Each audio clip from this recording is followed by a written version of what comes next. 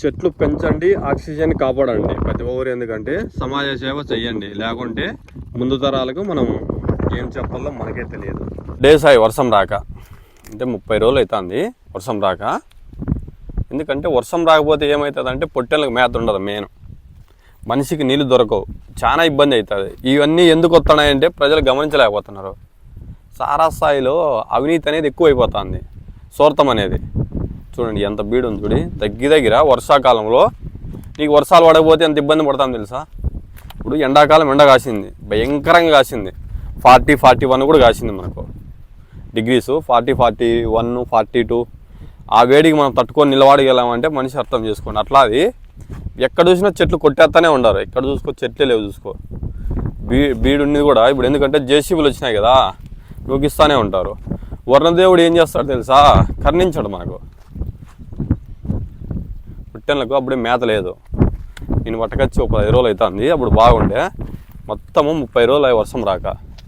ఇలాగే కొనసాగితేగిన మనం ముందు తరాలకి ఏం చేస్తామంటే మనం ఏం చెప్పడానికి ఉండదు. వర్షాలు ఎందుకు రాలేదంటే ఇంక రావంతే, ఇంకా తాగడానికి నీళ్ళు కూడా ఉండవు.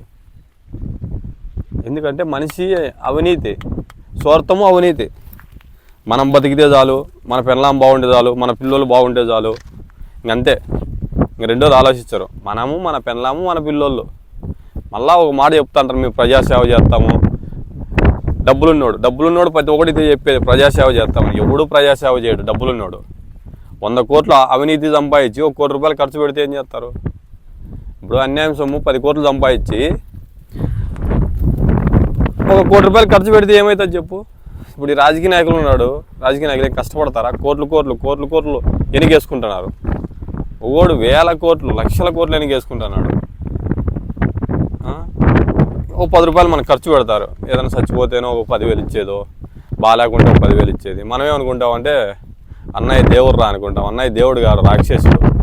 ఇలా అలా అయితేనే కదా నాయకులు అవుతారు, డబ్బులు సంపాదించుకుని. వర్షం రాలేదు కాబట్టి దీనికి కారణం ఇంతవరకు ఎవరికి తెలియదు.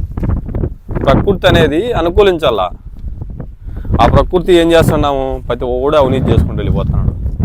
చెట్లు కొట్టేయడము, మొత్తం సాయంత్రం నుండి 12 వరకు అవినీతి. మాటను మాట్లాడితే గంట సేపు నిలవాలేరు, మాట మీద ఉండలేరు. 1 అవర్ నిలవాలేని మాట తెలుసా ప్రతి ఒక్కరు. చూడి ఎంత పొట్టెలు మేసే గడ్డి లేదు. ఇప్పుడే గడ్డి లేకపోతే ఇంక ఎండలకాలం తాగే కూడా ఇబ్బంది అవుతుంది.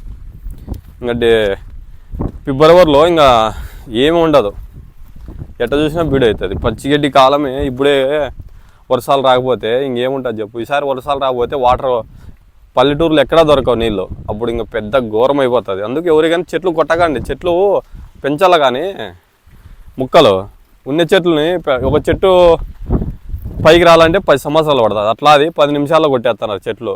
ఆ ప్రకృతి అనేది మనకు అనుకూలించలే. ఇప్పుడు చెట్లు ఉంటే కదా మేఘాలు వర్షాలు వచ్చేది, పంట పండేది, రైతు బాగుంటేనే కదా అంతా బాగుండేది. వర్షం రావడానికి కారణం ఇదే. మెయిన్ ప్రకృతి అనేది మనకు అనుకూలించలే.